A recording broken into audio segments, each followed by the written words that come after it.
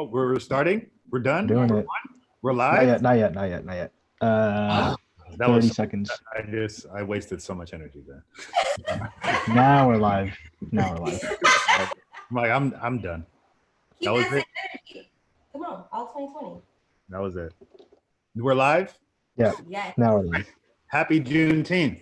I don't know if Happy- anybody's listening or if anybody's on. And as people get on, I'll just keep saying Happy Juneteenth. So just inform us every time a new person joins, so we can just keep saying it. Give me the link. Yeah. Well, yeah. Happy Juneteenth. We're still waiting on a few other people. There's no specific topic that we're like covering other than Black Lives Matter and just the continued conversation that we've been having every week. I'm gonna toss it to JoJo. No, stop tossing it to me. You keep the ball for a little bit. Can you dribble? Like, No, I can't. I like can't. just dribble a little bit more. I can't, yo. Well, no, I think my question would be like, how do you feel today? Ooh, today. Like, how do you like for me? I woke up this morning and I've been waking up like for the past couple mornings like with a sense of urgency, pride, but also like every morning I wake up, I see like there's some other lynchings. There's like nooses hanging from trees in Oakland, and I'm like I hear that, and then I also then have that like element of pride where I'm like, we're making so much impact and we're like doing something that people are truly getting scared of the movement.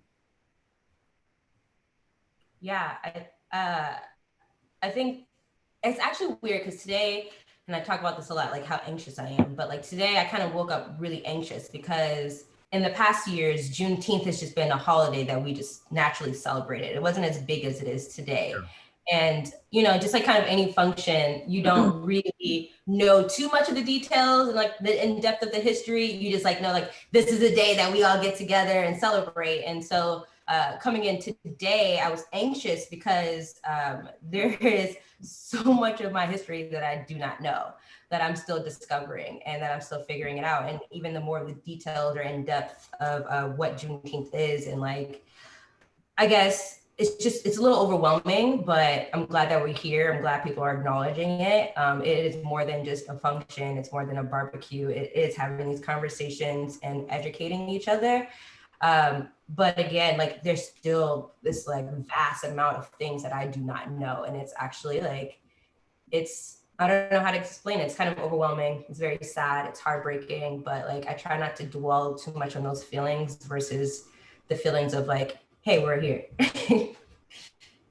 I agree with that. Like there was even something like the video that I posted this morning. It was something I was working on yesterday, and I literally just heard young, gifted and black, and I was like, "That song is." I've been listening to these songs every morning. I made like a playlist. So I was like listening to that. I'm like, this is like such a beautiful moment in time.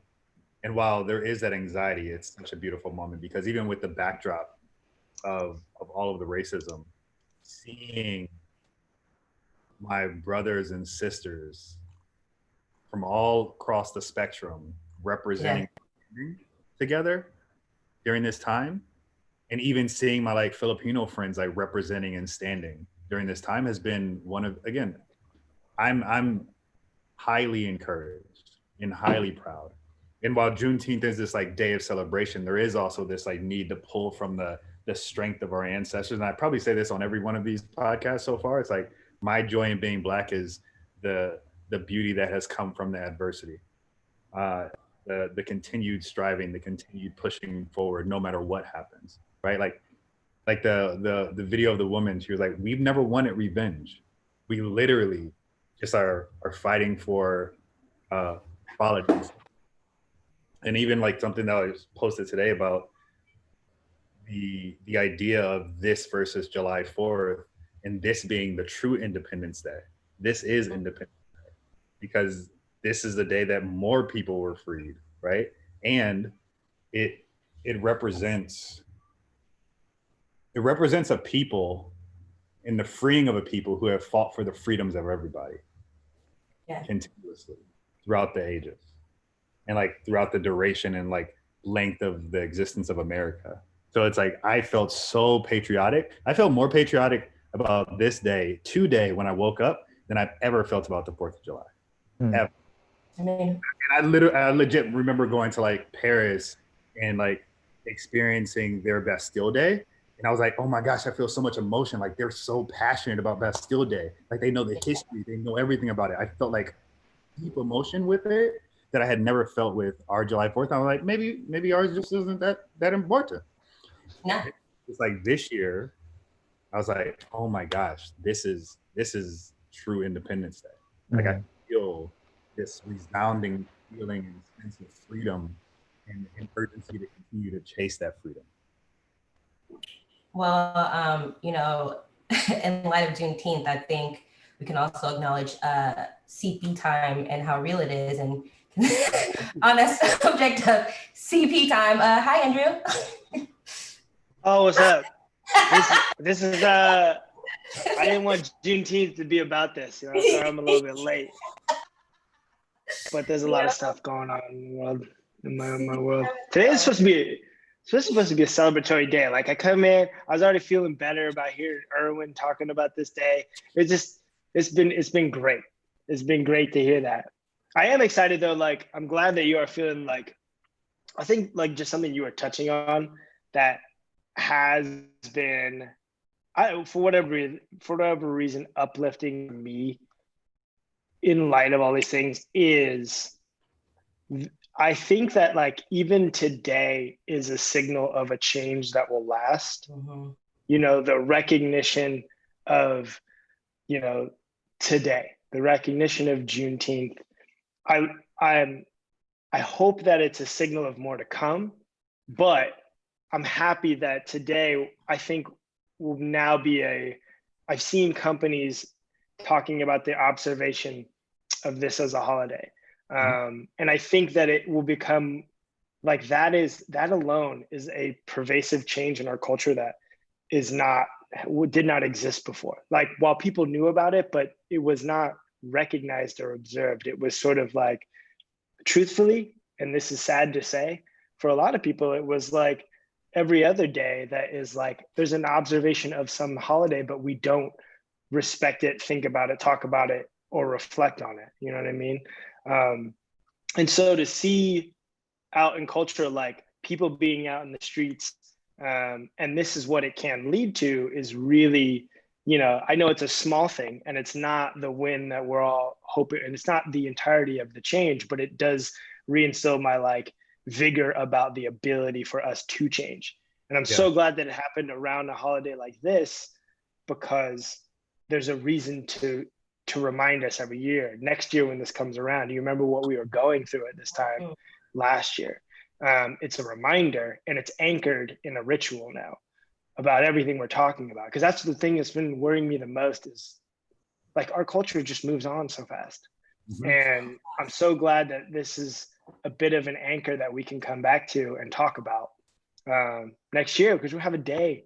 There's gonna be so many more people who have a day off and they know why. And even if they go out and like every other holiday, it's not like really about, still a reminder.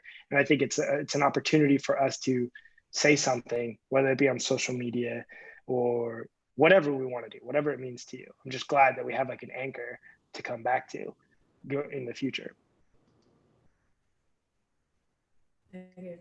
Mic drop. We're done. Is that it? Sorry, I didn't tee it up. Just can't come in and just. Right. No, it's uplifting. Like to hear you talk about it, dude, is like, it's great. Like, to feel patriotic about it. And I do feel it was even preceding this day. Like I could see this coming. Like, you know what I mean? Like I felt the energy around this, and the fact that people are talking about it more is change in some way, shape or form. It's not perfect, but I always say like, you don't want to let perfect be the enemy of progress. And this is something. I'll take whatever we can get. Dude, I think all of these micro changes and micro adjustments in culture, that's what we need, because we're really asking for people to shift their lens on how they view society. That's not going to happen overnight. It happens through these small things. It happens through the recognition that Black history is history. It's not it's not 1 month.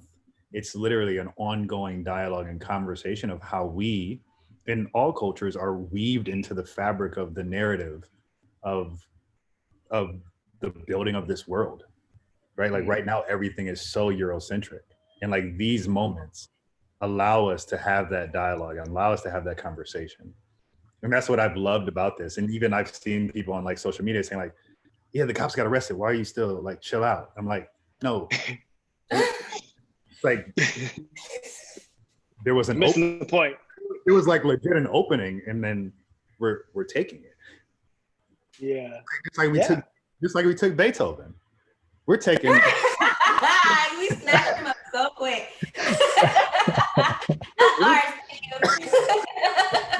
We're taking all we can. It's like the black draft in Chappelle.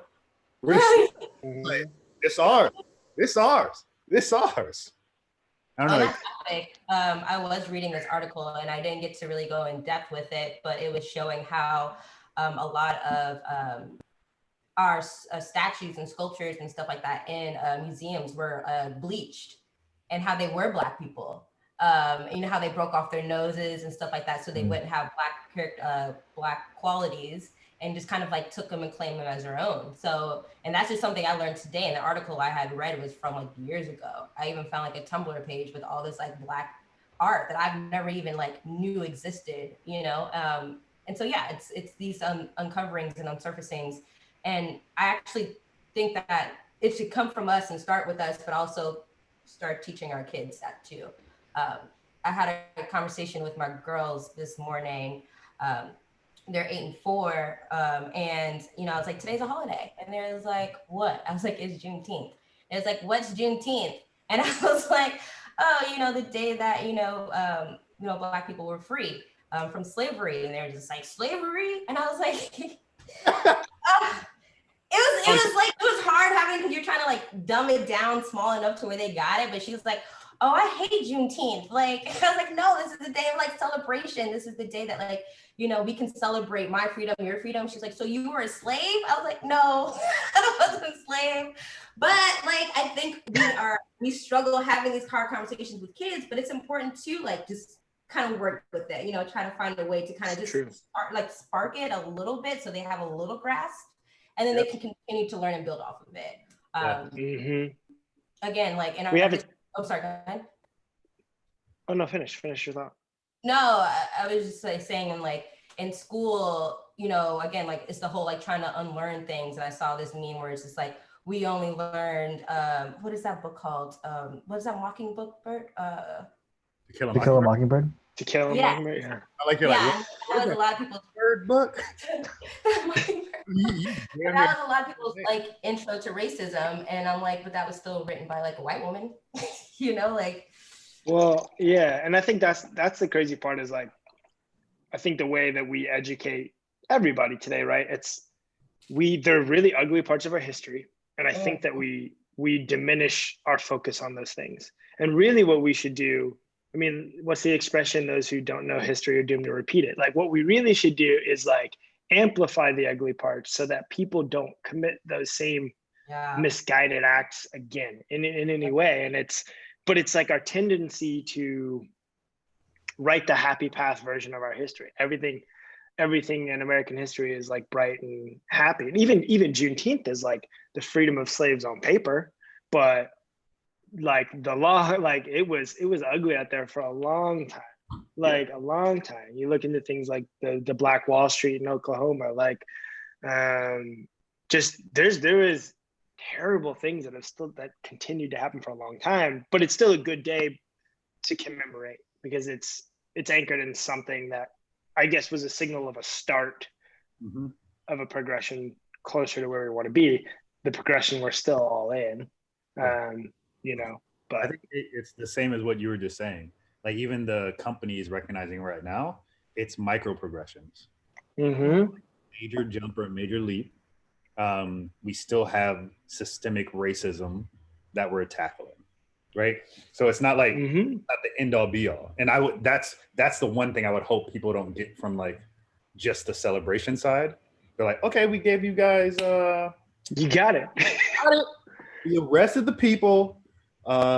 We were acknowledging systemic racism, and now you got Juneteenth. So chill out. You guys are good for a couple years, right? I'm like, No, no. but that's so true though. Like that's the thing. Yeah, sorry, go ahead, finish. I was saying we're not, and that to me is like the energy. Again, for me, that's the energy I feel. The energy I feel is like we're not done. This is a day. We got it. Great. Like the next thing, the next thing, the next thing. Like education. Let's get that. Let's get our education. Yeah. I want people to know about us and our history too. What JoJo was saying, because that, like we were talking about in the past podcast, that's what anchors you and gives you the foundation to feel super prideful and to be able to accept the dark background, right? Mm-hmm. Of our society. Like if you don't have that anchor, then you do not want to accept that dark background. You do not want to talk about slavery. It's like way too hard to talk about. But when you understand power, you can also then like dive into like the negative side so that you can see like this is what is covered up. And now I'm jumping.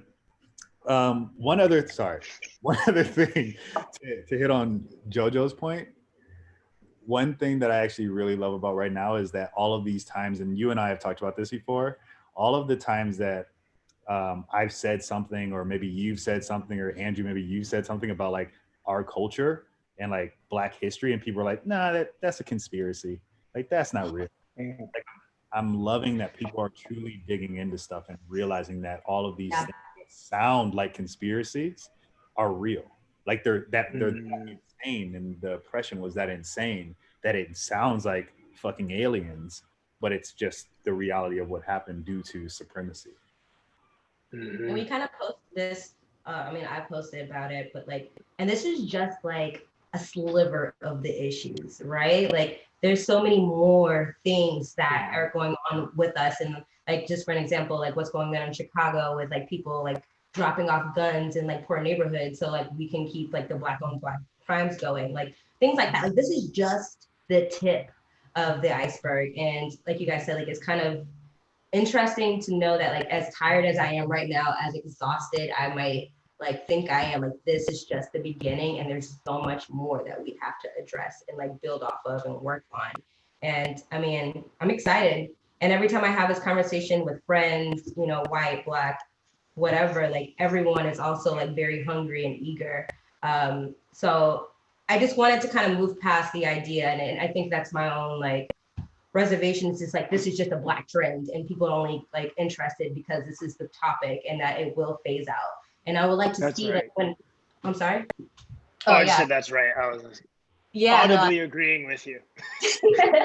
No, but I would like to see when this isn't like the hot subject, like how we continue to move forward and how people are still going to educate around, you know, this topic and amongst other things that are going on. Agreed. Yeah, I think that. Oh, go ahead. You go, bro. No, the internet moment. Like a little bit on that. Eric and I were literally just talking about that with what created this momentum and this energy is that there's nothing else to do. There's so much. So it's like God-given that everything happens right now, right? Because if it didn't happen right now, we wouldn't have had focus. We would have been like watching sports. We would have been going to the beach. We would have been going to restaurants. We would have been like, I'm just gonna get drunk. Fuck it. Like that would have been our like life. Whereas like right now, that's the only thing. And there was like this tweet that like really resonated with me, where it was just saying like, as much as I like love sports, we don't need that right now. That's just going to be a distraction from the real conversation. And it's like, with all the people getting hung, with the abuses, with the systemic racism, that's what we need to solve. Sports is just going to be a distraction. And so I do hope that when things do come back, if they come back, I hope that the necessary people within those spaces, let's say like a LeBron James or whoever is in those spaces, like stands up to not only continue the conversation on the court, but says, I'm not going to play. I'm going to take a step back because there's a bigger conversation going on right now that is way more important than me playing basketball. Yeah. I think no, that's important. Like I think it ties back to like something I was just saying. I think it's really important, right? Like while like we sort of have like two things. Like Erwin, you're talking about like cultural change earlier comes fucking slow. It's one like it's not even a step at a time. It's like a quarter step at a time. Like real change, because people do not change their minds like that quickly. It's like we have to know that it's going to come really slow. So at the same time, it's like I want to celebrate and appreciate the progress we make, because that is energy to continue to move forward. Because the most important thing that we can do is realize like it's an infinite game we're in. Like there's not an end zone that we're probably going to hit in our lifetime. So we need to continue this line of thinking and our thought process, so that the world that, like you were saying last week when we were talking for your daughter, Jojo, is that much better. Like it's a lifetime better of work of people who were passionate about this and focused on it and continued to move forward, continue to inch towards that end zone. Because what I don't want to get is like, we throw our hands up apathetically because we can't get it to perfect. And I think like if we recognize that change is going, if we know, look, this is a long game. This is a lifetime of work I got ahead of me, and I can stay changing one mind at a time for whatever my part I can do is. Just like you were talking about, like what can LeBron James do every day? Because like even when he does that, like we have to recognize that there's going to be distractions. The world is going to turn back to what it is. How do we keep the energy of moving forward? And I think it's important to recognize like the things that will inspire us to continue to do that is to embrace the little things that we have made progress on, and remember those. Like for us to say, it's important for me to keep doing this because I can make a difference. And if I think the only difference I can make is like the perfect scenario, I will lose energy, you know? Like, look, I saw something change. I saw a little thing change, and I just need to get the next little thing to change, and then the next little thing to change, and then the next little thing, because otherwise we'll fizzle out. And I don't want us to lose energy around it. Yeah. Moving forward too. I think that's something important to acknowledge. And I was talking to a friend of mine yesterday about like how like exhausted I was. Like, man, I'm really fucking tired. And this feels like I'm talking and I'm posting and I'm talking and like, I'm trying to make all these changes. And then I was like, but like, what are the like quick wins? What are the small wins, you know? And I guess to your point, like, I don't think about that because I'm just thinking like, fuck, we still got so much to do. You know, like these little wins aren't meaningful until like everything is fixed, you know, until we just blow this shit up and start over. And like, that obviously isn't going to happen, but yeah, like to sit back and think about the things that I have done to provoke change, even in like my small community or my groups of friends or just the conversations or even like these Brandbeats. Like honestly, having these conversations that I would with you guys organically and naturally, but giving it a platform for everyone else to see, like it's sparking more conversation. And I think that's something to acknowledge and also to kind of be proud of. Totally. Yes. I think Erwin, we have this consultant and his name is Sohail. And one thing that I'm always constantly trying to remember was something when he says like, what does the world look like for you in the future? Like, how would you want it to look? How would that feel? And that's important to stick, like to kind of keep in the back of my mind as we're going through this and like to not give up, is because we see this world as this like open space where, color is there, we acknowledge it, but it's like celebrated. And we love it, and we can like encourage each other and support each other in a way that doesn't feel so fucking forced all the time. And I don't know where I was going to end with that, but I think that's something that I'm also working on as well through my optimism or trying to be optimistic. Yeah, that's important. Like, I think it is important, right? Like we do, okay, like I'm gonna tie this back to like the fucking work we do every day, right? Like we always have a long-term vision for where we want to be, but we always recognize like, what are the steps it's gonna take to get there? And I think you make a plan. It's like, I think the subject matter we're talking about is a 50-year plan, sadly. And maybe we make leaps and bounds, but like you said, Erwin, it's like, we got to change culture. We got to change the way people think. And I think it's happening, but like it needs more. It needs continued drive, and it needs continued energy, like the things you're saying. And it's almost like we have to plan out what the world looks like that we want to be at, so that we can figure out how do we get there. Yeah. And that's why some people have been saying, like, even people putting on their bios that they are an anti-racist is counterproductive to the movement, mainly because it's positioning it wrong, right? We're working towards a space where society is anti-racist. You yourself aren't anti-racist, right? If you just say you yourself are anti-racist, it almost takes the work that's necessary to get there out. It makes you feel good, and it promotes, it like helps and like feeds your ego. But the reality is, you just saying it does not make it true. It takes you know what it's like collectively for us to get there. No, just to add to what you're saying, I'll let you finish it. It's exactly like saying a war on drugs or a war on terrorism. Like, what are you going to do, and how do you continue to sustain that effort? Because those are things that exist. Racism is a concept. Yeah. How do we make progress towards that not being a reality? Terrorism is a concept. Drug use is a concept. Like, you can't, it suggests that there's some end zone. Yeah. And to me, I'm like, no, we need to change fundamentally, like, just how we're operating as a system to get there. Yeah, because I mean, like we said in the past one, systemic racism didn't just happen overnight. It wasn't like somebody was like, gonna do systemic racism right now. It was like all of these different policies and things put in place that over time created this situation that benefits some, and that's it. And it's like, it's that same level of effort is what we have to put in, and we have to put in more work because we're working against that system. Mm-hmm. And if we want progress faster, we just have to put in more and more work. Like, we have to put in so much energy for this.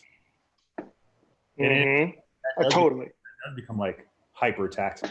So like, going back to even like being a Black person and a Black man right now, with like this desire and this like energy to like do stuff, to like share, to post, to create things, to donate, to do whatever.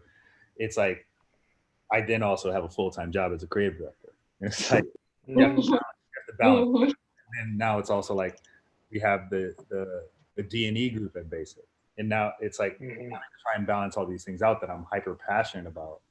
It is exhausting. And it's like something I wrestle with at the end of every week when I'm like just dead, or at the end of every day when I'm just dead. I'm just like,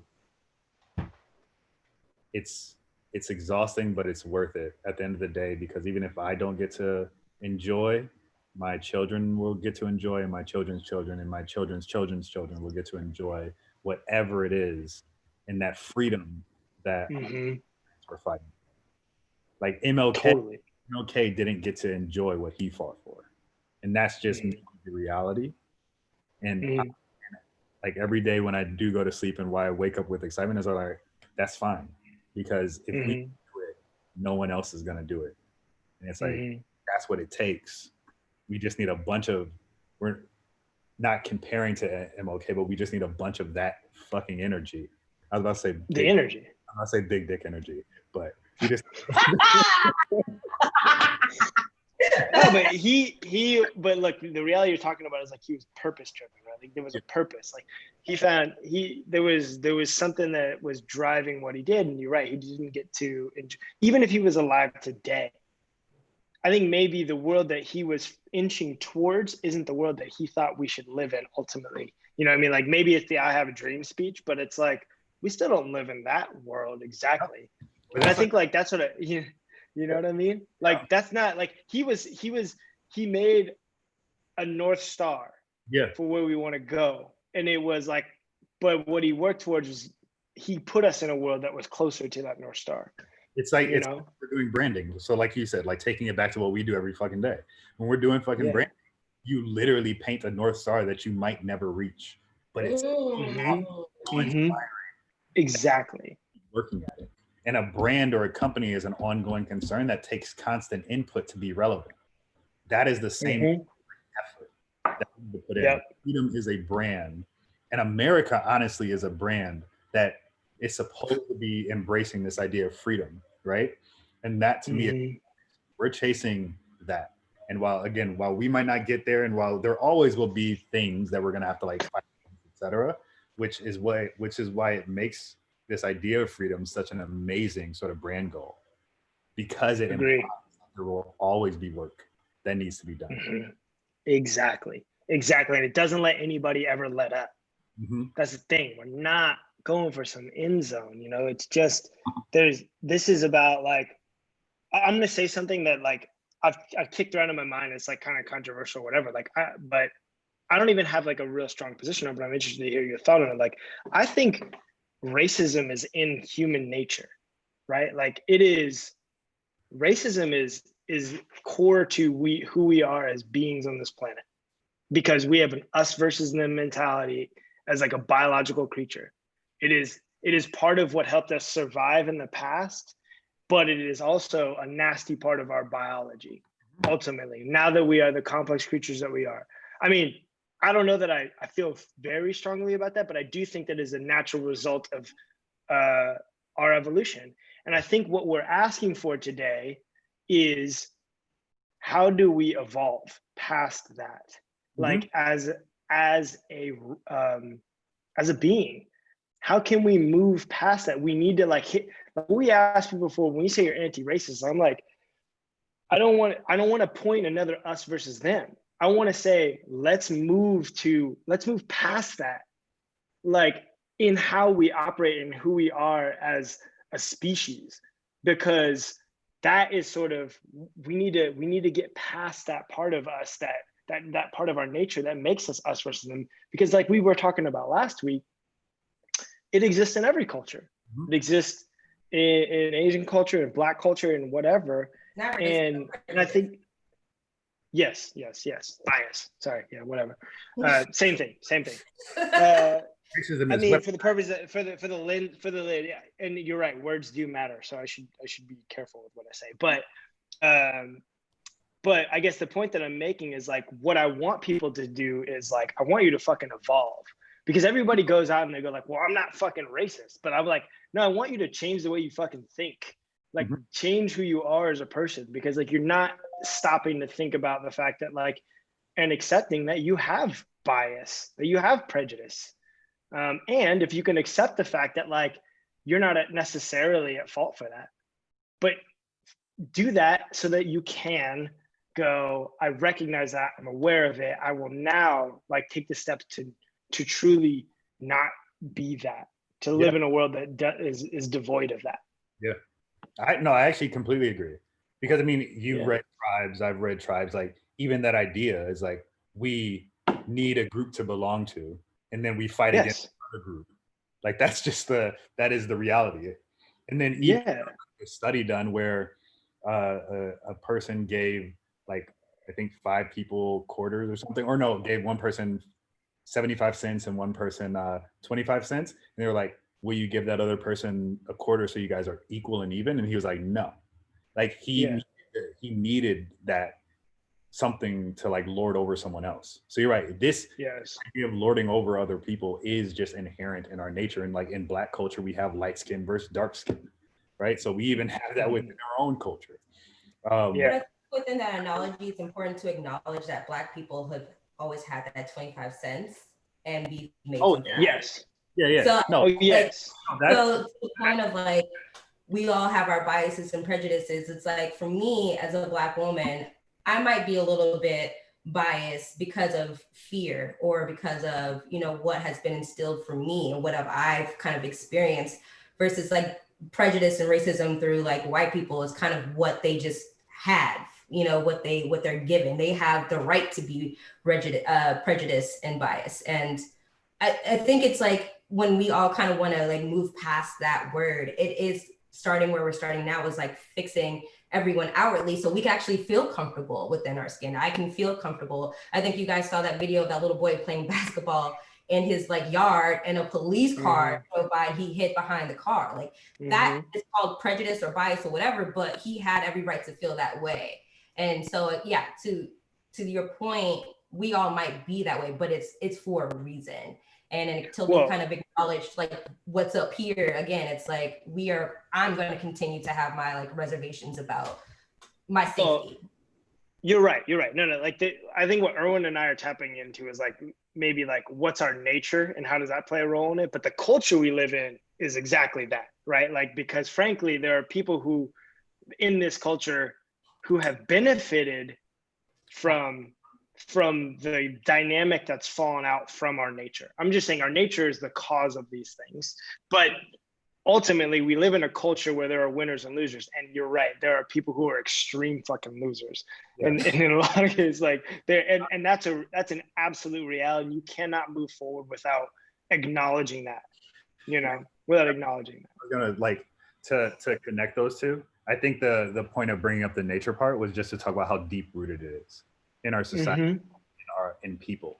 And so exactly, we have people thinking that it's going to be a quick thing. I think that's like at the end of the day, that's the point of bringing up the nature piece, is like it's deep in people, and these people who have power, who are lording it over people, white supremacy and all of that stuff, it's deep rooted in who they are. And so it does take them checking that within themselves.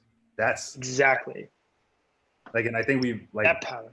That's what everybody's been saying. Like, recognize your white supremacy, recognize how you're benefiting, so that you can actually see it and shift. It's not about you becoming the savior, right? Like, I think that's like, there's like a key differentiation, because there's a lot of people who will come in and say like, I'm an anti-racist now. And then they come in and they try and be like a savior to the whole like culture and the whole Black race, without recognizing their own privilege and checking themselves and checking with themselves and working on themselves.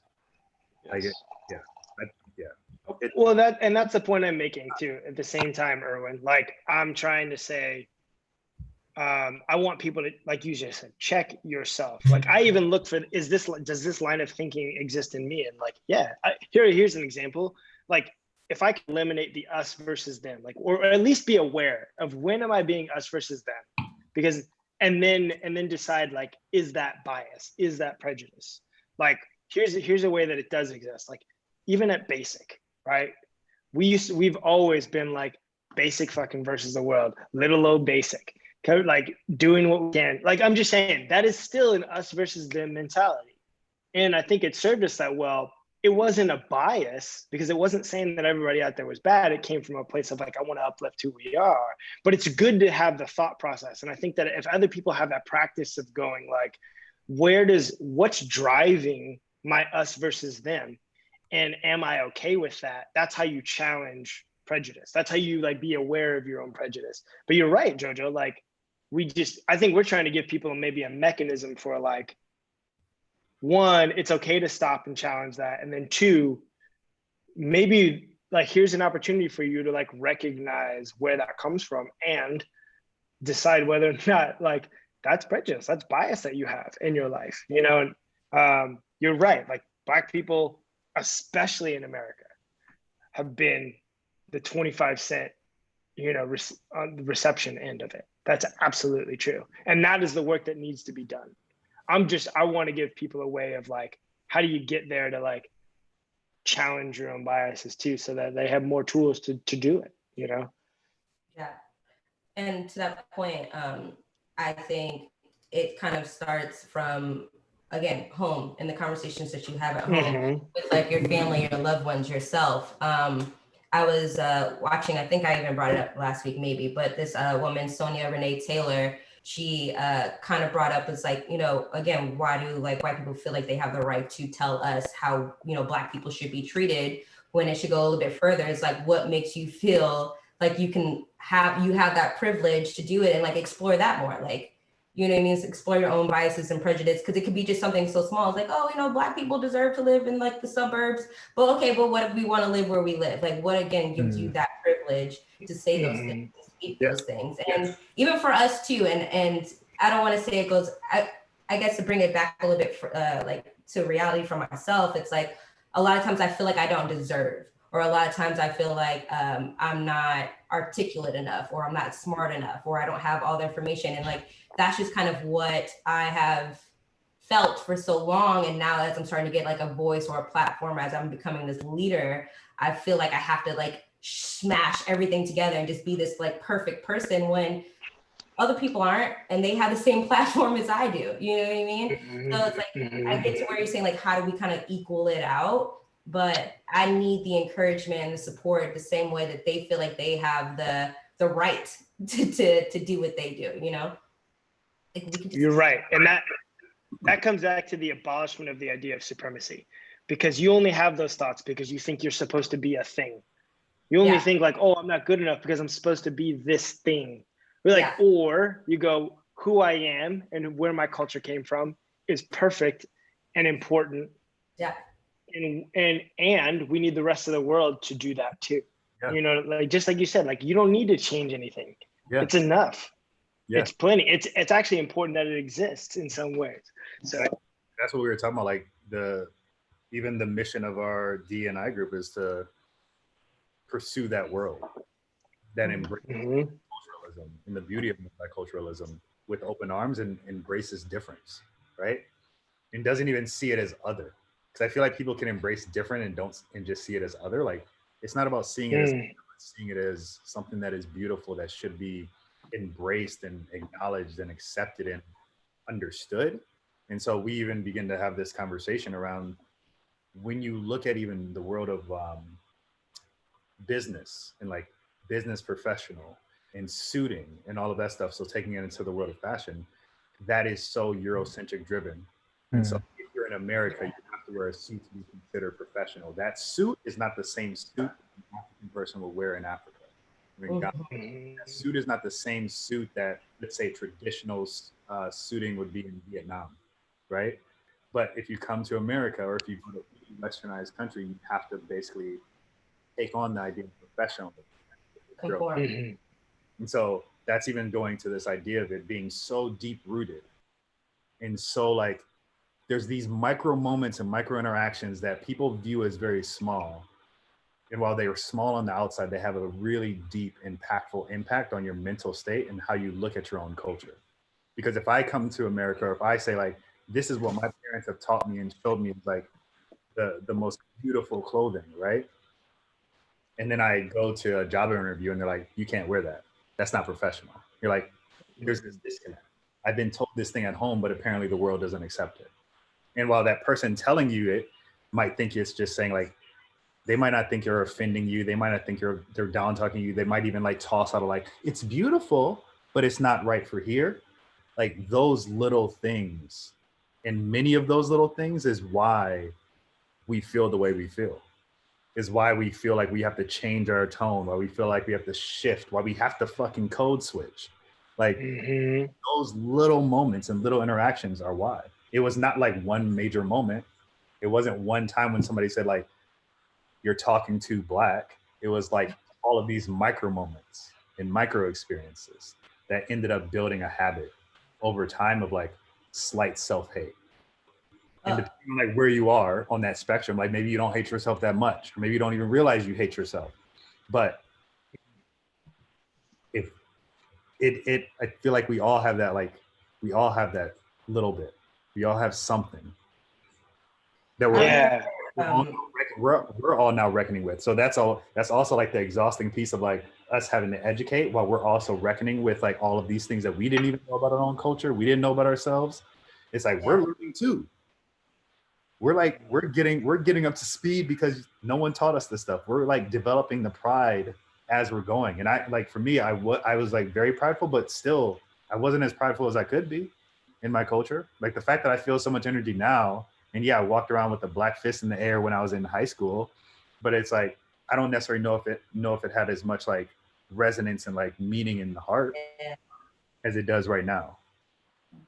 When I went to school in San Francisco, college, I had moved there from Atlanta, and Atlanta, again, like where it's a lot of Black people, and I was comfortable. And then I moved to San Francisco and went to art school where there wasn't that many of us. And so like the first 3 or something years, I was doing work that I wasn't proud of.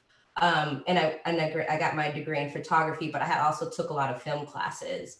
And so I got to explore a little bit about my history in film through those classes. But I remember my last year, when it came down to like your senior portfolio, I just was like, yo, like, what am I, like, work needs to resonate with my feelings. How do I feel? And I was kind of depressed. So I just started doing this series of photographing Black and brown people. And it ended up becoming some of the best work that I've ever done. And it was based upon me. I actually put myself around a group of Black people that kind of encouraged me, that I started to like, to explore the beauty of what it meant to be Black. And I just kind of just blew it out of the water. Like I got all my emotions out, even to my portfolio today. It's like, it's the work that deeply resonated with me. And so when I moved to New York, I was like, oh, I'm gonna explore, you know, trying to become a professional photographer. And every time I show my portfolio to people, they're just like, oh, you have a lot of Black people in your portfolio. Like, there's not a lot of white people. And I'm just like, would you say that if it's vice versa? Like, are you feeling that same way about seeing a bunch of white people in portfolios, but not enough Black people? And I was actually like repeatedly having these conversations, and it was just kind of like shocking to me, because it's like, I wanted to explore what Black, like the beauty of Black people meant without all the extreme makeup. Like, we're in nature, we're just ourselves. And like people were I saw the intimidation of that. And I remember even on Tumblr, like I was blowing up on Tumblr, and then this one white woman came, she's like, what do you know about African suffrage? She's like, let me send you some articles. And I was like, bitch, I was like, what? But like, it actually kind of, I was fighting for it. I was like fighting because like, this is me, this is what I'm proud of. But it's the same thing where it's just like, am I not good enough? Do I need to be for like taking pictures of more white people? Do I need to like not express myself in that lane? And to be honest, that's kind of one of the reasons why I don't do photography anymore, because everything that I do is not mine. It has to be for someone else for me to make money off of it. The commercialization of your art. Yeah, exactly. Basically, oh, you need to embrace, you need to diversify in order to sell more. Excuse me. No, that's what I'm saying. Like that's the pressure you were getting. Why are there not more white people in your book? Because they were going to, in order to sell yourself and your capabilities, you need to commercialize yourself and say like, oh, I have a broad range, right? Just like literally every corporation, when they have an ad, they go, we need to get a little more diversity in this ad. Like, let's get a Black person in here, and a person of Oriental descent, and then a wheelchair person. Terrible word. Hey, but you know what I'm saying? Like it is coming down to the individual level of like you expressing yourself, and that's gross. Yeah. You know? Yeah. It's gross. And like even going into that, I remember like when I was a younger designer, I used to be wary to put Black people in some of the ads that I was doing, because I was like, I recognize that white people can't relate to them, and they would basically see it as a Black brand as opposed to seeing it as just a brand. Yeah. I remember being so proud of like when Bevel came out, Razor. Yeah, like, I remember. It's a brand. It's a beautiful brand, and it's owned by a Black man. Like that to me was like the most brilliant thing that I hadn't seen, because everything was either like it's Black or it's like white, like Black things. Or it's white owning Black shit. I can too. I'm so upset. Yeah. And like Black people could see themselves in like white ads, but vice versa, it couldn't happen unless you're like some hyper like beautiful like Black person, right? That was like the only time you can get in an ad, and that was the only time people were like, yeah, I can maybe can see myself as that person. But like other than that, it wasn't like, it was working in this industry. It has definitely been like disheartening sometimes to never be able to see yourself as the desired aesthetic, and not even from a beauty standpoint, but from like an experience standpoint, to say like this person, whether he's brown, Black, white, whatever, he has a human experience, and you can't see the human experience in it. You just see a Black experience. It goes down to like the movie. What was the Netflix thing that I said that I watched that you just posted? Oh God. Now they see us. Now they see us. Now they see us. No. No. Why you gotta put me on the spot? There's a great like series that like goes through Black cinematography in cinema. Oh. They gotta have us. Like it was so amazing, and they gotta have us. of like they were always relegated to like black film, even though it was like drama, comedy, whatever. It was like you put Tyler Perry next to a Spike Lee movie. That doesn't make sense, but they did because it was just viewed as like black movies, and it didn't with other like genres. And so I feel like that's how I felt when I was first coming into this space or this industry, where it was just like, if you made something black, it was just black, or it was sport. Yeah, Whether like you're right. Brand or a sport brand, it couldn't go outside of that at all. And that's like the tokenism of it, right? Like in a commercial space, because like something you were saying earlier, right? Like, did you grew up where you grew up in Cleveland? Was it predominantly white, or did you have like a good mix? Well, I mean, I'm curious. I have a, so I'm gonna balance it a little bit. I grew up in a predominantly an all Jewish community, so it's predominantly So white. like Drake, you're like Drake. But my family is like 100 deep or something in like Cleveland, and I worked in the inner city with my parents, so it wasn't like I wasn't around. I had a balance, but I did grow up. No. Right. I guess, okay, the reason I asked you, and this is just like personal to me, because I grew up in a predominantly white community, right? And I've like, the last like few weeks have been incredibly like personally reflective on my entire life, like between my parents and like everything else. And I was the same way, right? Where growing up, I actually thought I was proud to be Black, but I've actually challenged myself that like, I actually feel like I'm struggling with the fact that like, I might have lived through like my own self-tokenism. I was proud to be different. Wow. I was proud. I was very proud to be different. And I thought it offered me something, but I liked it because I was appreciated because I was different, not necessarily because I had a real connection to like my Black culture. Wow. Yeah, like and like look, my fucking mind has been like crazy. I'm like, yo, do I have an identity like of tokenism in a weird way because of the community in which I grew up in? And I'm like, damn, do I really have like that much of a connection to things? And so like when you were saying you used to walk around with your hand up, and I'm like, I was curious because I thought you grew up in a similar situation. Like, did you actually grow up because that was like about Black pride, or was that? I mean, I'm getting real personal, but or do you like when you think about that, like was that about part of your stance in the community in which you grew up in? No. So I would say like most of my friends were Black. I grew up in a white community, but most of my friends were Black. My parents put me in Jack and Jill because they recognized that I was like one of the only Black kids in this suburban school. But Jack and Jill is to make you and to help you realize that you aren't the only one, right? So it's a group of Black kids who are all in suburban schools. And I was like highly active in my like church, a Black church, and my family, who I spent most of my time around, my best friends. So, and I was my parents like made it a point. Actually, my aunt sent me books every month about like different Black leaders and Black figures throughout history that I like. So for me, there was like this deep pride in my Black. And I was had like the educational Black story, basically. I loved being Black.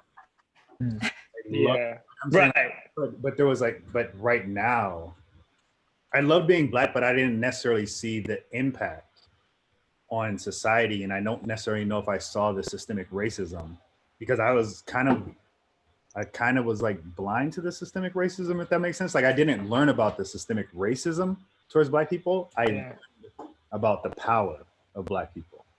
Like, that's it. And like we watched Roots in high school. You watched it in high school? Oh no, not even in high school. We watched it in elementary school. What? Wow. Yeah. Well, it's like I think I had way more meat than others might have, even though I went to an all-white school. I don't know why the fuck we watched Roots. I don't know. I definitely didn't have that experience. Kunta Kinte, baby. We watched it from beginning to end. So wow. Class where you like watched an episode or part of an episode. Was it social? Yeah. What class was it? Social studies? In elementary school, you just have like a class. I don't know. We just like watched it. These aren't. Wow. Well, I mean, I do know some people watch it because they try and like educate people on. They use roots to be a part of like here's the African American story in our country. We're good, right? Let's move on to fucking social studies now. But Let me unlearn you for all the stuff you just watched on Roots. But I will say there wasn't necessarily for me the tokenism, but there was like a one-dimensional aspect. Yes. Yes. It protected me because I wasn't scared of racism because I didn't see it. And even if it happened to me, I was probably so like guarded by my family and like who my family was, as far as like I see like entrepreneurial Black people, I see powerful Black people. So for me, I'm like, fuck racism. This shit doesn't exist. I'm powerful than that. I resonate with that so much, right? Because I think it wasn't necessarily, it wasn't about tokenism in my mind, but I think it was like sort of my system protecting itself, right? Like I was different and I was definitely viewed as different, right? Which in and of itself is a bit of like the bias and the or like the bias that exists in our culture. I protected myself by sort of associating it with power. Mm-hmm. So it was the idealistic view of African Americans, but I never connected to the pain of the Black struggle in the same way, like our history of pain, you know what I mean? So like, I happened to grow up in a situation in the fucking West Coast, or at least at high school, right? Like I came up on the West Coast and I'm like, there's less racism, but it's a reality. Like we are I'm a different individual. But I saw the positives growing up, and I used that as like a way of like uplifting myself. But at the same time, I mean, I dealt with racism deeply. Like I mentioned it last week, like Lindsay and I talked about it. And like these last 3 weeks, like I've been exploring all kinds of shit, like having conversations with my dad. I'm gonna tell you this, like this shit has fucked me up for like days. My dad was raised like racist, right? Like racist originally, and that changed a lot in his life. But he told me the first time that he met a Black person, he was afraid to touch the same baseball. He left the playground because he had a friend who had a Black friend. They were playing baseball. My dad said he wouldn't touch the baseball. That was the mindset he was raised with. And that fucked me up. I'm like, how could a person who believed that at one point in life, now he was a child, like when that happened, be a person who fathers an African-American child, right? Or at least a mixed individual. And I still been like fucking with that, like in my mind. I'm like, that's where my dad came. But it ultimately, like when I look back on it, I'm like, it's uplifting to me because I see the kind of change that can happen in a lifetime with the right experiences. Like my dad rejected all of that. He rejected all of that. And not only, he didn't just reject it, he rejected his family and he rejected all of that negative thought. And so when it comes back to this idea of like what we're asking people to do is like evolve, like I do think the amount of progress we can make in a short amount of time is incredibly powerful. I do think we can come a really long way. Like he's an example or a testament, and much like Lindsay's family is, of someone who can challenge themselves in their own way of thinking to change that. Now, a lot of what he changed had to do with religion, which is a whole other subject that I don't want to get into, but I will say like religion, what he told me, his story was like religion was part of that change for him. Absolutely. You know, it's part of that change for him. Yeah. And it's a controversy. Look, I was raised a Jehovah's Witness. My dad was a Jehovah's Witness, and that's what changed for him. And I'm definitely not a Jehovah's Witness anymore because that's not for me. But I also recognize the beauty in what that level of like belief in something can do for you as a person. And that's why I like it's so much more important for people to, you know, have that conviction in terms of like the purpose. Being purpose driven can change who you are to the core. It's to go from a person who was afraid to touch the same object, fucking back to the goddamn water fountains back in the day, to a person who fathers a person of mixed descent like myself, is actually like a really uplifting story at the end of the day, you know? Which is just, it's just wild. Like that. And that's been like my last fucking 3 weeks of like, holy shit, I'm having conversations with my own family that I never heard that in my life. I know my dad came a long way, but God damn it. Like that's wild. Like I could never imagine my father thinking something like that, but he did. And it makes me feel so much like you're not at fault for being programmed the way you're programmed. You are at fault for not challenging the way you're programmed. Absolutely. You know what I mean? That's the problem. That's the thing. Yeah. I like commend that story. And I think in the last episode, I had to acknowledge it's like, I grew up with a very Black story. So like being biracial never really resonated with me because I just like knew what it just was like to be Black. And like, I was born in Chicago, South Side. I grew up like, I have distinct memories of living in the projects. Like I was that like that was my story. And I remember slowly coming up in the world from like living in the projects. I still remember the elevator smelling like piss. I still remember like having like bars on your windows. Like that was like how I lived for a while. And then we moved into, it's still the South Side, but like my grandma's house who had like a nicer home. And like, I don't even remember actually seeing white people, if I can be honest. I don't have any like childhood memories where white people were part of my story until later. So even with the Black experience, like there was a lot of shit going in there because obviously the Black on Black crime is the only thing that I knew. It was like, be afraid of the police and like maybe some guy like in a gang is gonna come kill you. And but like that experience to me was like precious because I remember having this like community, like being at my grandma's house, going outside, having block parties, like celebrating Juneteenth or whatever, and like knowing that the neighbors got you, you can ride your bike down the street, like everyone in that community knows you. So when I moved to Atlanta, where like I realized like, oh, white people exist and they're racist. And then I had I'm not only Black, but I'm also Muslim. And it happened around 2000 when like they were talking about, the KKK is gonna come out and wipe out all the Black people. I was scared then. And then I remember, 9/11 happened and I was going to a Muslim private school and I was terrified of putting a hijab, which is a scarf on every day, to where I stopped wearing it and I took myself out of private school. And so like the things that I learned was to like, white people aren't safe. Like I didn't know who they were before, but now I know them and I know that they have the upper hand on us. Like shit's getting real.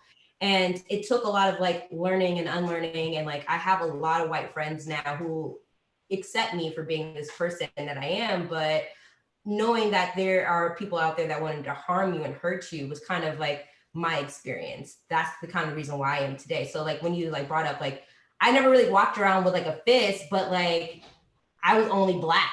So I didn't know, and again, like I didn't learn about, art history. All I knew was like, this is just the Black experience, you're lucky to be here today and keep thriving. So, exactly.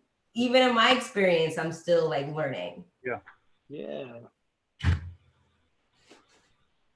absolutely. Like, I mean, it's good to question, to reflect, to stop and look back at what were your motivations in that moment. It's been really eye-opening. Like I'm a person that like I benefit greatly from, like I go to therapy every other week, and I spend time. I started that when I was a child. I stopped it for a long time, and I've gone back to it in my adult life. And it's not because I have problems. Like I'm not a person that's like at risk. Like it's something that I like truly like do to spend time trying to understand myself, because I think we all don't do that. Most of us sort of get by and we go, I'm happy or I'm not. And I'll go to therapy if I'm depressed. And I'm like, the only way we challenge ourselves and we grow is to like actually challenge ourselves. And that is like to say, why do I do that? Like, I know that it makes me happy. I know that I'm okay. But like, I think that if more people who were victims of being biased, victims of being prejudiced, right, had a practice of self-reflection and self-critique and digging into their own thought process and like, where do these things come from? Like, was that programmed? Like, why am I this religion? So on and so forth. That we would be in a much better place. But like as a society and as a culture, we don't do stuff like that. We frown on that. We tell you you only need to like check yourself if you're fucking up. And that's not the truth. Like we're all fucking up. Like just accept that and then check yourself. Like just stop and go. The most boring autobiography is like, yeah, my parents were cool, they were good, and I'm the same way. Like, no, fuck that. What are you doing to move forward? What are you doing to like make the thought process get better? And I think that like that is why we live with things today that are racism, bias, because people don't ever stop and challenge what they were programmed to be and who they are. I think if I can kind of circle back to like the most important part of my childhood is like having the community, right? Like, again, I told you I was able to like be in my neighborhood, ride my bike and like know that someone was always watching me. You know, like my daughter doesn't have that. I don't know my fucking neighbors. And we're in this like tight quarters, right? We don't have block parties anymore. We don't have functions. We don't have family reunions. We don't have any of those things that kind of like root us back to what actually is Juneteenth. Like, yes, there's a lot of historical facts about it, but like as an adult now, how do we celebrate it? We celebrate it by maybe getting together with a few people, but like how amazing with the knowledge that we have today, right now, would it be to fucking have a block party in San Diego? And I think that's why I love New York so much, was like, there was always a function going on in Central Park or Prospect Park that was free. And you don't even have to know each other. Like I remember one time I just went to Prospect Park and a bunch of Black people came together and we were playing Duck, Duck, Goose as adults. And you know what I mean? It's like feeling reconnected. And like right now, even though we are the most aware, we are the most siloed. We are the most like, we are not together. And I would love to kind of explore what that looks like, because yes, as I was able to celebrate the 4th of July, as I was able to celebrate any holiday, it meant the most to me because I was with my family, I was with friends, I was with loved ones. I had that protection, that community. And I would love to see that being put together now. And I don't want to say free because obviously we have to kind of build up our community, but like a way to kind of join us that it doesn't feel like, again, these Black people or initiatives have to be here, they have to be here, they have to be here, when we're all doing the same thing and that's just coming together. Completely agree with that. And I feel like we live in a world that is seemingly bringing us together, but it's actually driving us further apart. And Erwin made this point. It was like when all this shit happened, he was worried about, you know, you said you were worried that like we're going to go into these echo chambers and it's going to be worse. And I don't think we see it like we are coming together in an interesting way because we're rallying around this one idea, but it's like, I think it's really important for people to recognize that like the importance of like community, culture, and appreciation for cultures you're not a part of. Like that is a cure. Like recognition of cultures that don't exist. Not I don't see color. It's like, oh, their color exists and it's beautiful. Yeah. Color, you know what I mean? And that's fine. That's who we are as human beings. And we've oftentimes like, we think that I don't see color, or maybe I don't, but like many people see like, I don't see color as the anti-racist. We're like, no, like it's not that. It's that color, that culture, whatever it is, has something really important and passionate to bring to the human experience. And you need to tap into that. And you need to take from that what you think is beautiful. But like being closed off from that is the problem. The problem is like the thinking that you don't need to do that, or something's wrong with those people, or whatever, and not having the empathy, the understanding, or the sympathy to recognize their story, because they are the way that they are because of their experience. Erwin and I kind of talked about it. Like it was brought up. It was like, what's the difference between like Black and African American? We were both just like, I'm fucking tired of being called African American.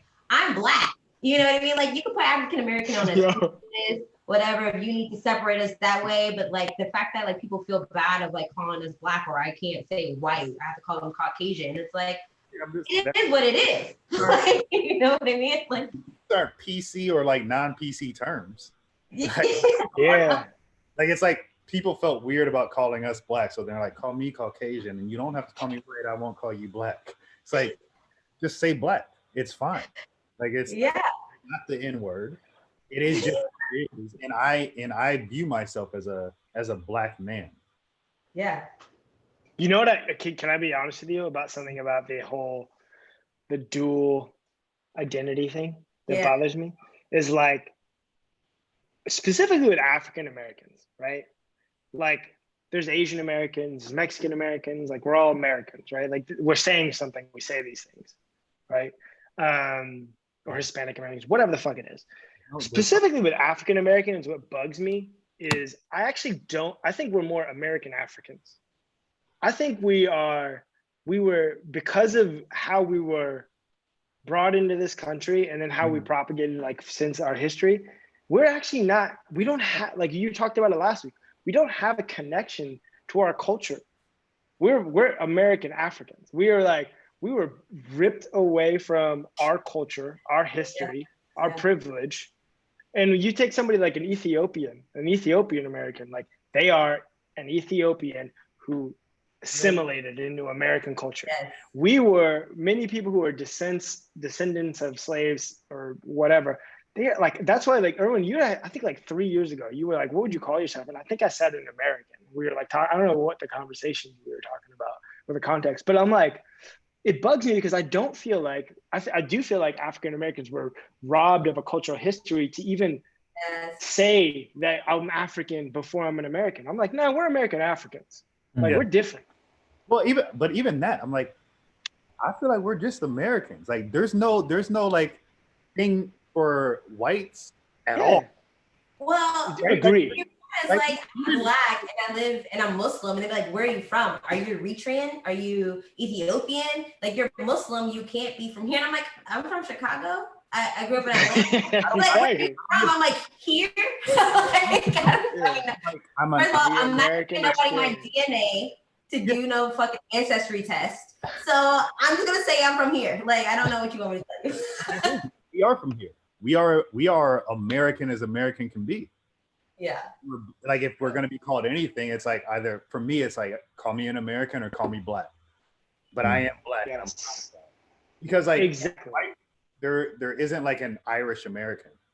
There isn't we don't say white people at all. We literally only That's exactly right. Which is the weirdest thing. Because then it's just like if you're white, you're just American. You're good. Yeah. It's like, you know what I'm saying? Like we don't like try and trace it back and go like, you know what, you're not full American. You're like something else and American. Like, no. We have so many generations down the line that have been in America. Like we are fucking American and we're black. That's exactly right. That's exactly right. We something else. I mean, I don't really like agree. I don't like being called an American, but like we're here now. But here's the thing. I don't think it's right or to America. What we are to America, we are the freedom to America. That's why I'm proud of that. Like I'm saying, like even what Eric referenced, like we are the reason why he's here. He actually fought for true freedom of what America is. So even as we talk about what the brand promise of America is, which is freedom, Black people have been fighting that fight and inching along to get there and making those micro steps to get there. So that's the reason I will say I'm proud to be an American. So that's like, even my post earlier today was about true patriotism. We are true patriots. Right. Because we care for our like fellow countrymen, no matter what color they are. We care for them, right? We want to see progress in everybody. Like that was the dream. And so to me, that's patriotism. It has nothing to do with like the supremacy that they associate with patriotism, which is the weirdest shit ever. Like if that's what patriotism is, then you're just considering your own ego. You're considering your own greed. You're not considering your fellow countrymen. And that is not patriotism at all. Yeah. And I want to, and to your point you're making too, or when it's like, I want to reject the authority for anybody else to say that they're American and I'm not. Yeah. Like No, like American is like I'm as American as fucking apple pie. I'm probably more American because I'm the product of America. We probably made the apple pie. Like yeah, that's what I'm saying. Like, why don't I get to own that? Why do I need a hyphen? Yeah. Like I'm an American who and I'm black. Yeah. You know what I mean? Like that's what I'm saying. Like it just is a subtle suggestion that we're different when other people don't have to make that subtle suggestion. And in many ways I want to say like I'm a fucking American. Yeah. Absolutely. And what it means to be an American is it means that you can be any ethnicity and an American. Yeah. Can I just like even that subtle like little hyphen is what we were talking about with the clothing. It is those subtle little things that work into your brain that you're like, it makes you feel other. Like you can't be that. Because even if you travel around the world, people don't think about you or think about me or think about JoJo as American. Like when somebody sees immediately, and maybe when we talk and all that stuff, but when somebody sees us, they're not going to immediately associate American. But when they see like white people, they're like American, right? Yes. And no, I had nothing else. I was just gonna. Okay. I just want to say I want to be very clear because this is an important distinction. This is about the redefinition of American and not about the lack of pride in being African or the lack of pride in being black. It's not about the exclusion or the recognition in those things. It is about like I reject the idea that the single word American suggests anything. Is all. So that is it. There's nothing wrong with saying you're African American. I just reject that when somebody says they're American, it should mean anything at all. Yeah. So I got this tattoo like 10 plus years ago. And like, it's always a conversational piece. And I didn't know it was going to end up that way. But I got the African American flag, which is red, black, and green. And then it cuts off to the American flag, which is, in my definition, red, blank, and blue. And so people are always like, oh, that's the American flag? I was like, yeah, there's an American flag. There's no white. Like, first of all, white does not show up on my pigment. And also, I'm an American and I'm not white. So I'm not going to put white in that. And there's this kind of contrast on like what like is considered African American versus American. And it even took me a while before I even like got the tattoo to understand the distinction. It was like the African American flag was created off of blood, our color of our skin, and then the land of the people. And we had to fight for this to be acknowledged. But in the grand scheme of things, it's like it's red, blank, and blue. And I think that's something important to acknowledge too when you guys are saying like I am an American. It's like I am an American, but I am not white. You know what I mean? And because I'm white doesn't mean that I'm not American. And I guess I never really associated it until this conversation where it goes like, yeah, like it's a lot of not only us, but like, and even indigenous people. It's a lot of people that make up the Americas, not even United States, Canada, Mexico, South America is a whole big ass continent down there that we don't even acknowledge. That is still America. You know what I mean? It's like, why does this have to be filled in with white? Exactly. And to me, that's like the beauty of this space and this place we live is the multiculturalism.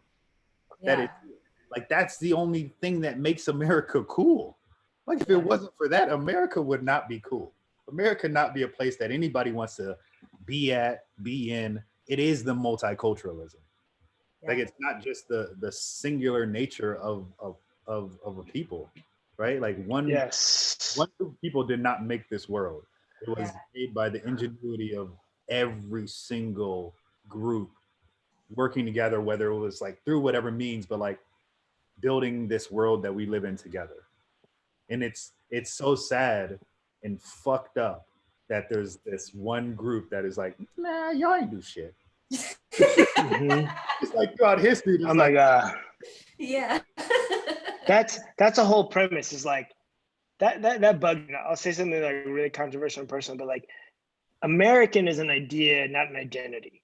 And it bugs me so much, like even when it comes to like things like religion, like when people want to bring religion into the idea of America, I'm like, fuck you. Like, don't say America was founded in Judeo-Christian. Like, it was founded on the idea of, I want freedom from oppression of religious thought. Yeah. Like, I want it. It was founded on freedom of identity, of religion, of all of it. And so I just think people forget that. Like, they like so often they want to act like there's some like American exceptionalism. I'm like, no, America is like an idea. That's what's exceptional about it. You can be whatever you want to be. Like, yo. But even from the birth, that is the irony, and that is the hypocrisy that lies within America. It's like they were running from persecution, and they're like, we're going to persecute these people for not believing what we believe in. So it goes back to what you're talking about, which is that deep-seated nature, which is like they knew what pain felt like. They knew what it was like to run from oppression, and then they decided to oppress the people that they ran to their land. Yeah. So it's 100%. like that deep-seated thing that we've been fighting since the birth of mankind. Yes. To travel back to Juneteenth, and I think why Juneteenth is so powerful is like because Abraham Lincoln did not free us. We freed ourselves. Mm-hmm. Today is the day that we celebrate our own personal freedom. Because like someone stood on top of a balcony and was like, oh, y'all free. Y'all can go back and work and make money off your slaves. We said, no, fuck you. I'm gonna go do my own shit. You know what I mean? Like, I think that's what's more important when we just wrap this back up to what Juneteenth means to me. We're just like, we got to the point to where we just like, you freed us, but you still wanted us to work under you, still like have your beliefs, still wear these shackles. And even though we still are shackled in some other kind of way, that was the beginning of to where we are today, to where we're continuing to free ourselves. Yeah. Thank you. That's good. Yes. And that's a really good point. I would say the only thing I would, oh, go ahead, Eric. Well, I mean, if I could just say one thing, because I really just wanted to listen to this episode, but like we talk about America as an idea, and like everyone says, oh, America is a land of opportunity. Yeah, it's a land of opportunity because like Black people made it that way. You know what I'm saying? Like they had the opportunity, they had the initiative to like, that's why we're here today. Like the economy, fucking entertainment, like every facet of our country is because of Black people. You know what I'm saying? So like, fuck it. Like we don't even need the American flag. Like this is a controversial opinion, but like make it the Juneteenth flag. Like make it the Black Pride flag. Like why do we even need this symbol that has like oppressed everyone for so long? So that's why when taking it back to like Kaepernick, when he knelt and everyone's like, oh, he's like disrespecting the flag. Like fuck that flag. I'm gonna get hit for this, but you know what I'm saying? Like, I don't know. He's doing what it took to get the freedoms that we all enjoy. Exactly. Yeah. Kaepernick, they always say Kaepernick was ahead of his time, and I was like, no, he was right on time. Yeah. He provoked that fucking ideology, and white people at that time wasn't ready, but he fucking started that shit, and he started on white people's territory, and that's what pissed them off. It's like, hold on, you can do that shit in your own time. You're doing it on my time under my money. You know what I mean? That's what they're really pissed about. But he was just like, no, let me help you think about what this fucking flag means. And so Yeah. I mean, look, and let me give you a reason why I think, oh wait, everyone and I are talking at the same time. Like when the flag means more than a body or a person, then what does a flag really mean? Mm-hmm. Yes. At the end of the day, like, do we care about our countrymen, our fellow countrymen? Because that's what true patriotism is. It has nothing to do with a flag, a piece of fabric. Yeah. What it has to do with is our care for our fellow countrymen and in the embracing our fellow countrymen. That's patriotism. Yes. Thank you. And here's what I was going to add. Like, what I don't want Juneteenth to continue to be is like a Black holiday, right? Here's why it's an American holiday, in my opinion. Like, this is an American holiday that every single fucking person in this country needs to live by. Yeah. It's because it was an anchor to when we all stop being slaves to an old way of thinking. To whether you're white or Black, it is a way you are no longer a slave to an archaic way of operating and thinking and organizing people around you. It's an American holiday because it was when American ideals were actually lived by. Yeah. So it is the most American fucking holiday you can think of. Yeah. Live by that. That's why you happens, should celebrate. like, That's oh, why you let's need just to have a clean fucking up the house. barbecue in Oklahoma. Yeah, because like when the 4th of July happened, like Black people were still slaves. We had like, oh, good for you. Let me go still pick your cotton and get my ass beat. Like, who was we really free from? Yes. I completely agree. It's one of the first fucking days that America lived up to being America. Yeah. Yeah. At least symbolically. Now, fucking celebrate that. Like that is we were what we set out to be. Even if it wasn't perfect, it was an example. And that's why every Juneteenth, like you should go out and be like, I'm a blonde-haired, blue-eyed German, whatever. I can still celebrate this as an American day where we did something that we should have done. Yeah. Yes. I mean, listen, I will still take 4th of July off. And I will do what I want to do with that day. I will take it off. But we should acknowledge what Juneteenth means. And if we can just have these little victories and more progressive stints, I think that would just like allow us to feel more open, right? Like we're on this podcast today because it's Juneteenth and we feel liberated to have these conversations. Versus if it was only 4th of July, you and I, us, we might not be here. And so like, I love the idea of like, what else? Like, what else is that we don't know? What else are we not celebrating? What else are we not acknowledging? And it's a fucking lot. And I think it's just like you guys said, like taking a step at a time and acknowledging and praising the small wins. I hate that we have February for Black History Month. But now I'm starting to see that like this, like, is it June or is it June? Like June now is like Black History Music or Black Music Month. Oh no, and I mean, it's like, I think honestly, it's just gonna be Black Year. I just think that we should just get to that point. Yeah. Like, hold on. You're saying like Black. Hold up. Black Wait. We already got February. Now we're gonna get 2020 as our year because 2020 was fucked up. But guess what? We made it ours. It's our year. That's what we're good at. We're making the shit that's fucked up a success. We make successes out of what's fucked. Turning pain into right now. We'll take it. Progress. Also, what I'm saying is Black history is just history. It sucks that we're relegated to 1 month, and that's when we all talk about Black history. It's literally like we had so much impact on things and progress within society that we should just talk about it whenever we want to. We should just have these conversations throughout the year. It shouldn't be keep our month. Don't get rid of that. But we should continue the conversations past that month. Yes. Not relegated to that. That shouldn't be the only month that we feel like we can be fully Black. Juneteenth shouldn't be the only day that we can be proud and out and like to be Black. These conversations should continue to happen, and it just becomes normalized. And then this day becomes the day, like Andrew was saying, it's just a day of true independence that we're celebrating. We're celebrating the ideals of America on this day. But we're having these conversations all the time. Agreed. So yeah, Black History years. Also, give me my reparations. I want my money. Oh, damn. You're asking for a little much. Run me my money.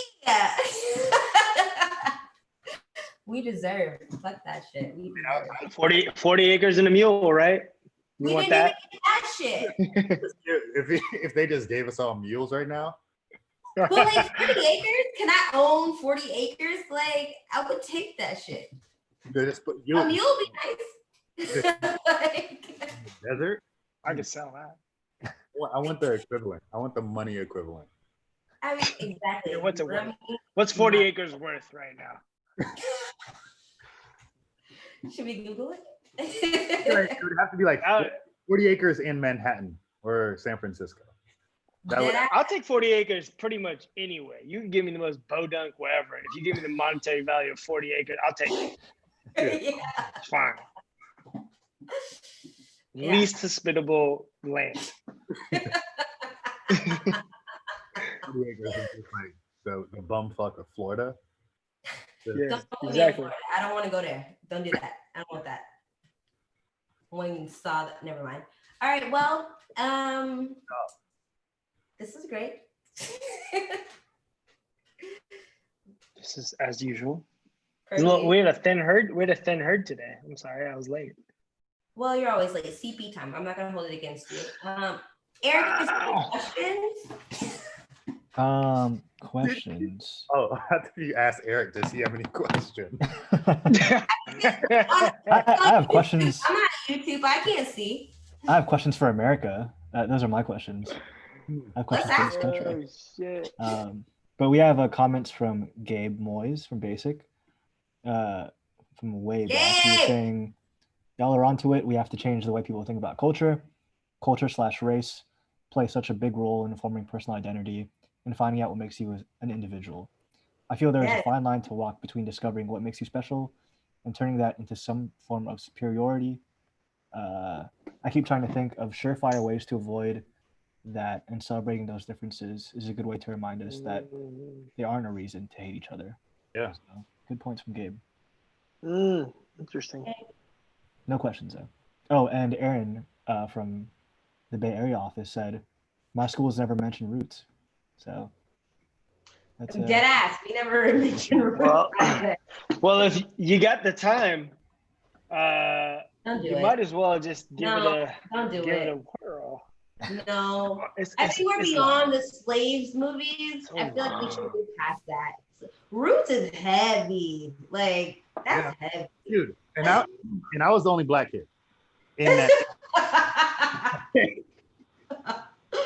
That shit is heavy. That was, again, when I say I haven't experienced like super outward racism, I haven't experienced things that like held me back. But there was like those moments where kids would make jokes about Chicken George and stuff like that. Yeah. Those micro moments. And so that was awkward because I knew I was watching my people, but then they were like, this is something outside of me. And then maybe they didn't see me as that. So they felt free to make jokes about. Well, yeah. Can I be honest? Erwin, you've experienced racism literally just by growing up in America. Because when you feel like a minority, that is not something you would feel if you grew up in a culture of acceptance. Do you know what I mean? Like you feel different. So like regardless, like even if it's not outside sources, even if like people embraced you, it's like there's an unfortunate reality where it's like we put that on ourselves as different. And I think that's what when I was getting into like tokenism, I was like, I think I did put some identity of different on myself in doing all that shit. And so I experienced it even before like I even really knew the nuances and details of like everything that I would come to find in my like life about my family, about all that.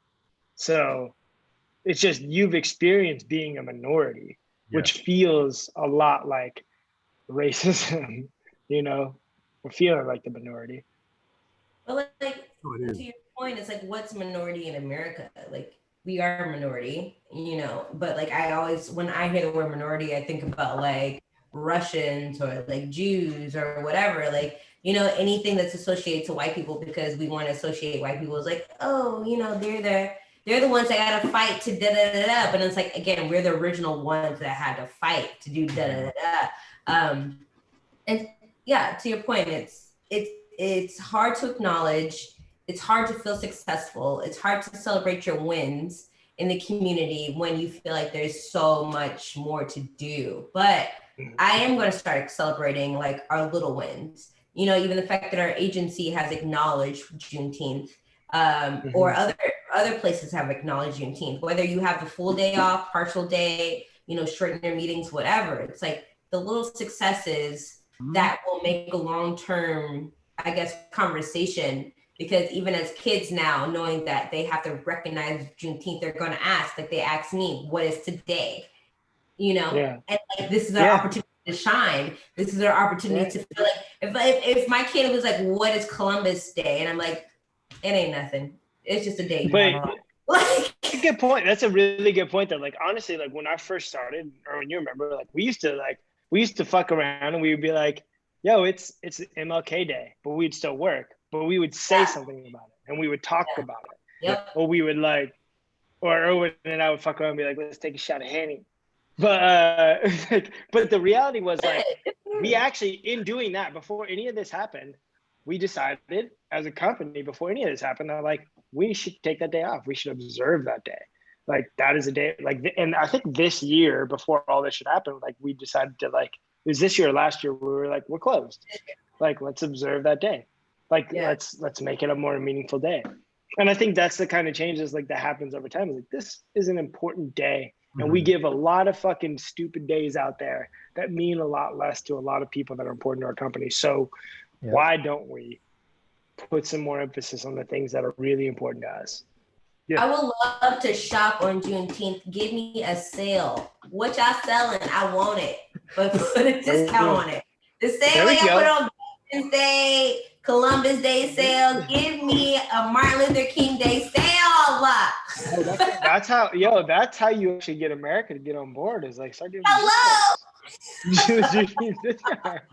I will take that 5%, sir. I will still buy shit. So I'm opposite. I hope that never happens. I hope there's never a Juneteenth sale, mainly because then people just wait for it for the pricing and for the sales, and then it turns into a drinking holiday, and that's it. Why do you associate drinking with might be? Well, I'm saying like most other like holidays, it's either drinking or there's sales. You don't actually know the purpose of that holiday. Here's different. Think about all the Black people that get booked as models for the shoots for that holiday imagery. We actually uplift the community. Oh my gosh! No, I think this should just be a day, if we're gonna do that, like buy from Black brands. Don't buy from brands who are going to then hire the Black people as tokens. But you know what? White people still go spend money at Macy's. We still want to Target. White people should buy Pierre Moss. Yeah. Okay, they don't go on sale. But I'm saying the bigger places should still go on sale, because if it goes on sale, it's going to drive sales away from Black brands. Literally, only Black brands should only be able to only Black brands. So radical. Okay. You can only buy from Black brands on this day. Every other e-com site should just go down. I would love that. I would love that. They go Black. A Black website. Website. No, what they would actually do is then it would create like at least a little bit of equality and evenness on this one day. So you'll be able to find Black banks. You'll be able to find Black checking. You'll be able to find Black things that are hidden because they can't like compete against the bigger brands. That's the idea. That's the idea right there. You got it. If you're a retailer, you have to shut your website down on next year. If you're not African American as your CEO, if he's not your CEO, or he or she, the only you have to shut if you need home stuff, you need to do some fixing. Only Lowe's. You should only be shopping at Lowe's. Yeah, we can't fuck. Home Depot got the plans, but I hear you. I completely agree. It's fucked up. But I just hope that like conversations like this will spark more people, even myself. And like I hear it all the time. It's like, you know, do something Black, do something that's going to give back to your community, do something like just like jump on a leap of faith of like opening something that's yours or owning something that's yours. I hope that conversations like this do empower more Black businesses to thrive. And again, not just so that it's just right now, it's a fade, and like 2 months or a year from now they end up closing because, you know, the hype isn't there, but to open more Black businesses to recognize that like we are actually the reason why a lot of white people have businesses, because we add to that culture. We support and rock that culture, and we would like to keep that same energy within ourselves. And also just know, Black brand or any minority brand doesn't mean a worse brand. For some reason, we might be a little slow, Erwin, with my t-shirt, but I mean, we got it. Like, I'm gonna slow it down. Social club. Did you do a Juneteenth t-shirt? What? Did you do a Juneteenth t-shirt? What a Juneteenth? What? No. Come on, man. I did Free the World from Supremacy. That's the last. I want to wear one for like the entire month of June. Yeah, I feel like we need a function t-shirt. Erwin, get on it. I'm good. I'm not. All right, I gotta go. I love you guys. This is literally designed by committee. You guys are trying to get me to make something now. All right, y'all. On that note, we'll see everyone next week. Oh, we're still on live? Yeah, we're still live. Goodbye, Happy YouTube. Juneteenth, everyone. Goodbye, everyone. Happy Juneteenth. 15th weekend. Enjoy it. Bye. Bye. Are we all?